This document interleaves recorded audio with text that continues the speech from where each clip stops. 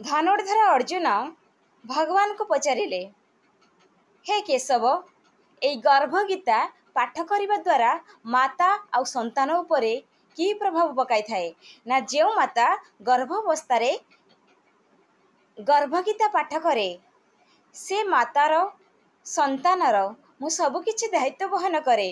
जेतेबेले संतानटी गर्भावस्था गर्भ भीतर थाए सेतेबेले तार सब कष्ट को मु दूर कर दिए। आ मातार सबकिछि जातना जंत्रणा मु दूर कर दिए। आउ ताकू भलरे भलरे मु प्रसव कराई दिए।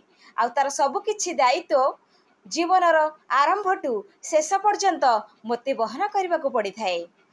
हे अर्जुन, या जानी रखतु जे प्रत्येकटी नारी जदि भगवान का निकटरे निजको समर्पण कर दियंती, तांकर सबु आशा आकांक्षा अभिलाष सबकिछि तुच्छ कर दियंती, ताहले से निश्चय देवलोक स्थान पाती। आ मु सही मनुष्य को ग्रहण करे जो मनुष्य गर्व अहंकार ठारू बहुत दूर रे थाए।